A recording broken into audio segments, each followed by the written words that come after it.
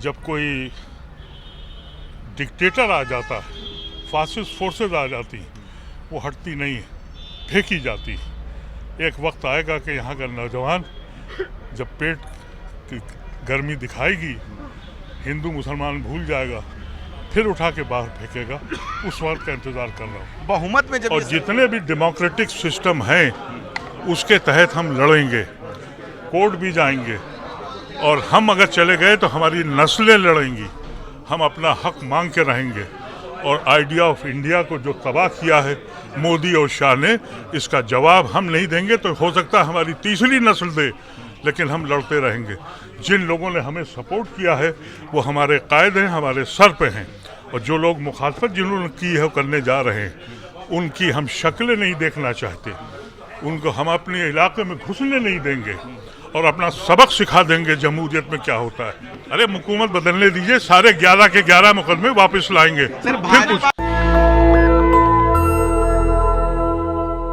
वो दिन आ गया जिस दिन संसद में अब ये बिल पेश होने जा रहा है। अब आप लोगों की आगे क्या योजना है? अभी आपने पर्सनल लॉ बोर्ड ने आपके सामने बयान दिया है।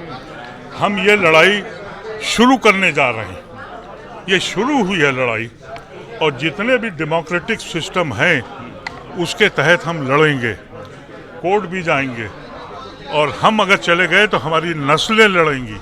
हम अपना हक मांग के रहेंगे, और आइडिया ऑफ इंडिया को जो तबाह किया है मोदी और शाह ने, इसका जवाब हम नहीं देंगे तो हो सकता है हमारी तीसरी नस्ल दे, लेकिन हम लड़ते रहेंगे। जिन लोगों ने हमें सपोर्ट किया है वो हमारे कायद हैं, हमारे सर पे हैं, और जो लोग मुखालफत जिन्होंने की है वो करने जा रहे हैं, उनकी हम शक्लें नहीं देखना चाहते। उनको हम अपने इलाके में घुसने नहीं देंगे, और अपना सबक सिखा देंगे जमहूरियत में क्या होता है। अपनी औकात उनको दिखा देंगे, और देखेंगे कि वो अब कैसे पावर में आते हैं। आदित्य जी, मुख्यमंत्री योगी आदित्यनाथ का एक बयान सामने आया, उन्होंने कहा है कि ये कुछ लोगों का निजी अड्डा हो गया, निजी। अरे किसकी बात कर रहे हैं? जो आदमी अपने ऊपर मर्डर का इल्जाम अपने हाथ से वापस ले ले, उसकी बात आप कर रहे हैं हमसे?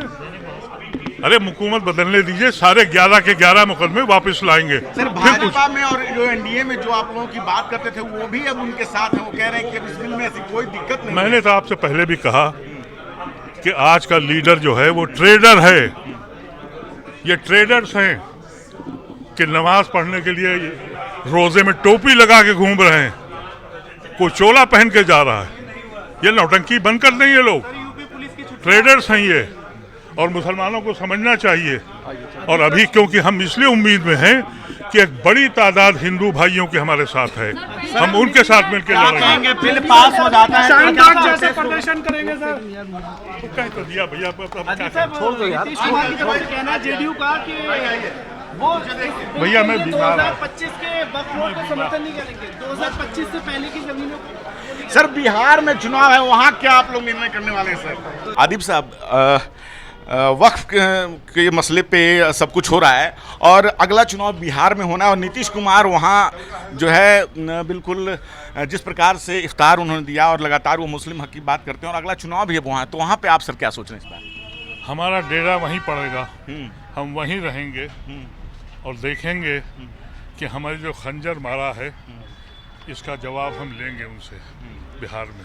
सर, आप लोग कह रहे हैं किसान आंदोलन जैसा करेंगे, तो सर फिर तो आप लोगों को सर ये जो सरकार जो एक वो लगाती है कि देशद्रोही है, जाम करेंगे, सड़कें करेंगे। आंदोलन का मतलब ये है कि हम उस वक्त तक लड़ेंगे जब तक कि हमें मंजिल नहीं मिलती।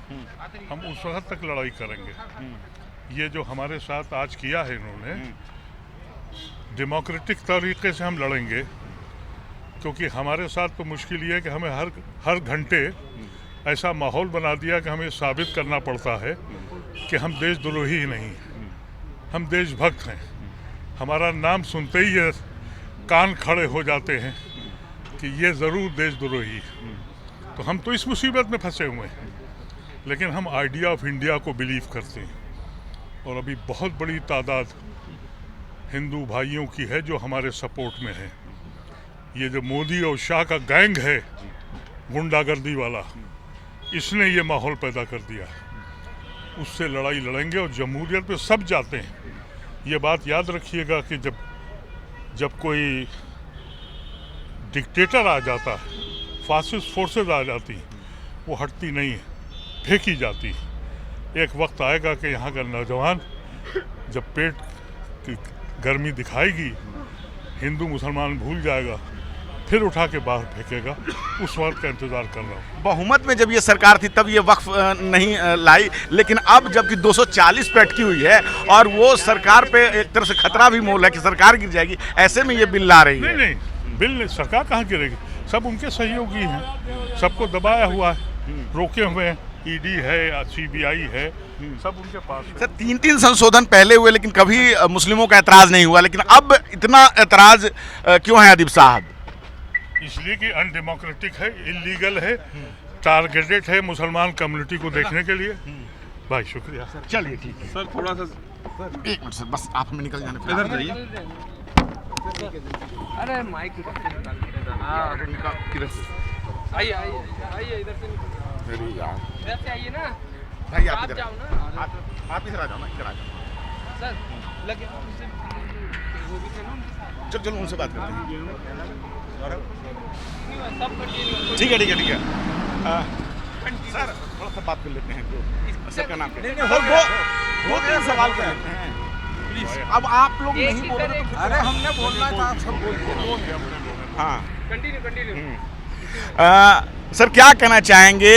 3 संशोधन पहले भी हो चुके हैं, कभी ऐसा मसला नहीं हुआ, मुस्लिम कभी विरोध नहीं किए, लेकिन अब जब 2025 में मोदी सरकार जब ये कर रही है तो आखिर आप लोग इतना माहौल जो कहा जा रहा है कि ये मुस्लिमों के पक्ष में नहीं है, लेकिन सरकार लगातार माहौल बना रही है कि मुस्लिमों के पक्ष में है। जैसा आपने बताया कि पहले जो भी अमेंडमेंट बिल हुए हैं वो सारे अमेंडमेंट बिल जैसा यानी 13 का अमेंडमेंट बिल था और इसमें जेपीसी के पास गया, इसके बाद ये और इसको सब लोगों ने सपोर्ट कर दिया, बीजेपी ने भी सपोर्ट किया, यानी इसमें कोई मुखालफत किसी ने भी नहीं की थी, है ना, और वो पास हो गया। तो मुसलमानों भी नहीं की क्योंकि उनके लिए भी कोई ख़तरा इसमें था नहीं। अब इस बार आप देखिए कि बिल आया उसी वक्त से हम मुखालफत कर रहे हैं, ऐसा नहीं है कि जेपीसी पर आया ये हुआ गुफ्तगू हुई बातचीत हुई, हम पहले ही दिन से मुखालफत कर रहे हैं, हम पहले ही दिन से कह रहे हैं कि टोटल रिजेक्शन चाहते हैं हम, क्योंकि इसमें जो कुछ भी चीज़ें आई हैं वो यानी जो स्टेक होल्डर है वो तो मुसलमान है, मसला मुसलमानों का, वक्फ मुसलमानों से मुतालिक है। तो इसमें हम ये समझते हैं कि ये हमारे लिए पूरा बिल जो है वो ख़तरा है, हम इसको कबूल करने को तैयार नहीं है। और हमने जो कोशिशें की हैं इसके सिलसिले में जेपीसी से मुलाकातें की, अमेंडमेंट के इस पर हमने अपनी राय जो कुछ भी दी हैं, हमने अपने जो कुछ भी यानी क्या कहते हैं कि मशवरे दिए हैं, सजेशंस दिए हैं, किसी चीज़ को यानी मानना बहुत दूर की बात है, सुना तक नहीं है, तो फिर क्या होगा? आप लोगों के जो ऐसे लोग हैं जो हमेशा मुस्लिमों की बात करते हैं, एनडीए में जो सहयोगी हैं, अब उन्होंने एक तरह वो निर्णय ले चुके हैं, कहीं ना कहीं वो सरकार के साथ खड़े हैं, ऐसे में अब आप लोग क्या करने जा रहे हैं उनके साथ? वक्त बता देगा हम क्या करेंगे। आप लोग कह रहे हैं किसान आंदोलन से भी जिस प्रकार किसानों के लिए बिल आया था और उन्होंने 1 साल तक जो है उसको ख़त्म करवाने के लिए जितनी भी गुंजाइश कानून में है इसके विरोध में खड़े होने की हमारे कानून ने, हमारे कॉन्स्टिट्यूशन ने दी है, वो सारी चीज़ों का इस्तेमाल हम करेंगे, वो गुंजाइशों का, और हम इसके मुखालिफ हैं।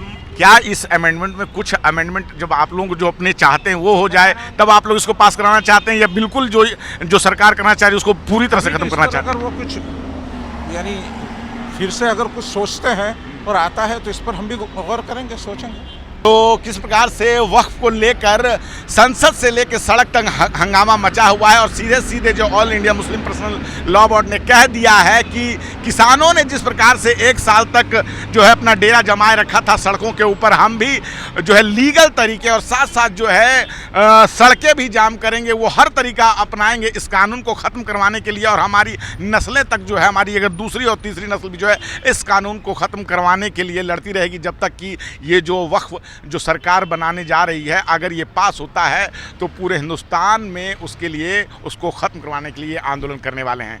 अपनी राय हमें ज़रूर बताएं। मैं रंजय कुमार, कैमरामैन आशीष के साथ, नेशनल दस्तक। नेशनल दस्तक की आपसे गुजारिश है कि अगर इसको बचाना चाहते हैं तो नेशनल दस्तक को सब्सक्राइब करने के लिए रेड कलर के सब्सक्राइब बटन को दबाएं, फिर बेल आइकन की घंटी दबाएं।